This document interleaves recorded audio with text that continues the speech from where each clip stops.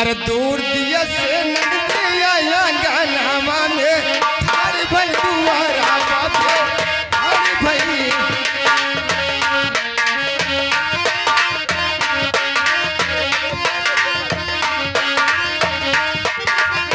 दूर दिया से नदिया गाना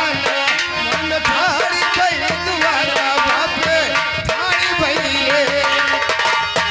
भाऊजी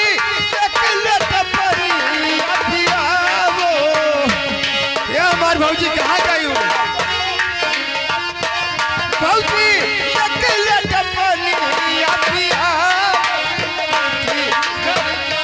हेलो क्या गा भैया ये बाघा जोत बबुआ बाघा जोत के बबुआ के तरफ से आया है ये 20 रुपया और इस बच्चे के नौछर में 20 रुपया दे रहे हैं लेकिन सवार हो के बढ़िया लगा दे भैया कैसे उन्हें दे दिया भाऊजी बाहर ताक ना हम ताका करो भरा करो हम गाय खाई लगाई फिर लगाई भाऊजी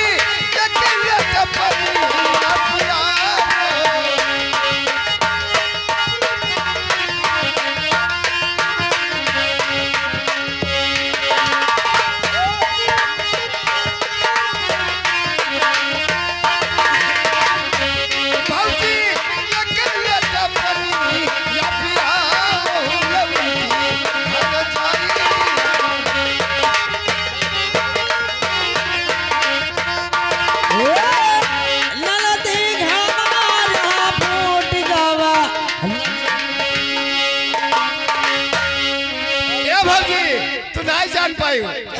कहियन में कह चाहिए खड़वारा हा फूट गया वाला सलीका ए नदी कैसे गई पानी आपी लाई लाओ बाधरा गयो खड़वारा हा फूट गया वाला सलीका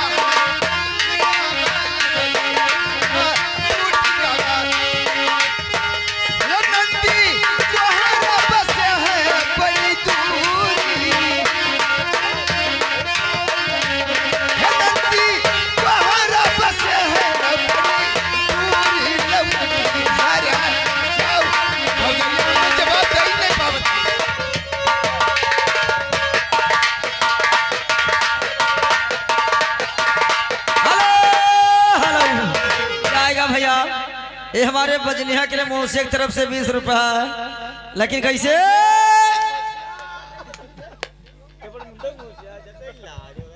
हाँ बोल बोल हमारे भौजी बोल बोल और बोल का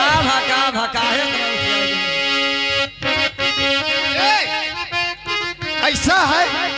कि 2 मिनट 5 मिनट और रुकब ज्यादा ना रुकब ऐसा मुन्ना लाल यादव के ज्यादा फरमाइश है लेकिन तो हमारे भौजा एक चीज और मांगी दे दे बस 2 चीज मांगब ज्यादा नहीं ऐसे खड़ी हो गए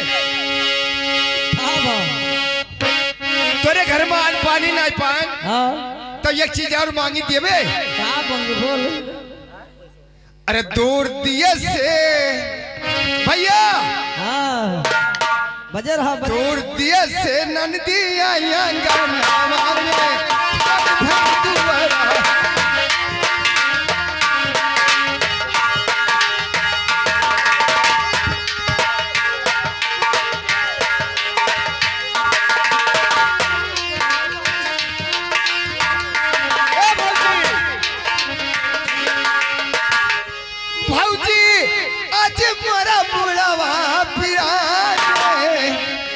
टकलाहू मार रतन वाला ही लगे रहो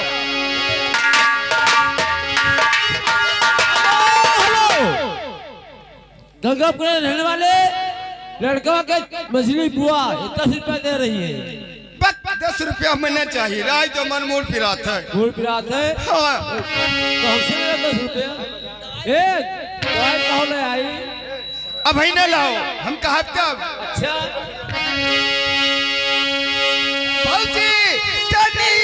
लगा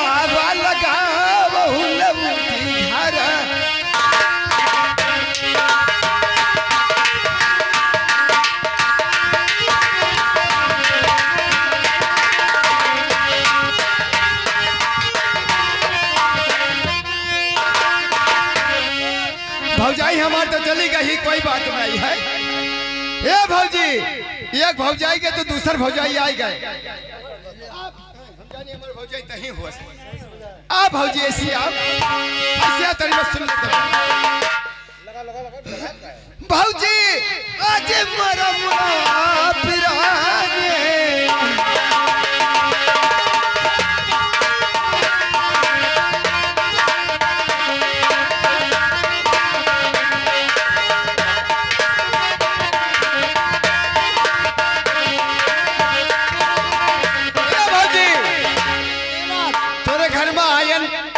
से लाग रहा और ज्यादा दूर से ना है, बाई भीड़ से आयन है। हाँ बाई भीड़ से नहीं दोपहरिया मायन है। अच्छा हजारी कम्मा बलाई ना अब ये कही ना कि हमारे करी जो हमारे घर आज तक सोहर सुनाई दियो। हमारे पापा रुपया गाड़ी लेवा निकाल। बहुत अच्छा बहुत अच्छा भौजी तो तोरे घर में पानी नहीं रहा, तोरे घर में तेल नहीं रहा तो और देबे। हेलो हेलो, हमारे दुल्हापुर के निवासी पंडित भैया 20 रुपया दिए हैं हमारे सोहर पे खुश होकर। पंडित भैया 20 रुपया दे रहे हैं हमारे खुशी में, ये सोहर पे। आपका क्या तैका नहीं पता है हमारा काकी होगा कुछ भी समझ,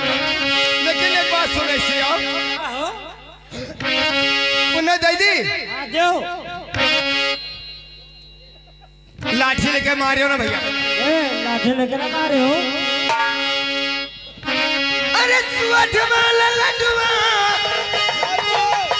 अरे सुअठ वाला लडुआ, अरे खूब बना हो सुअठ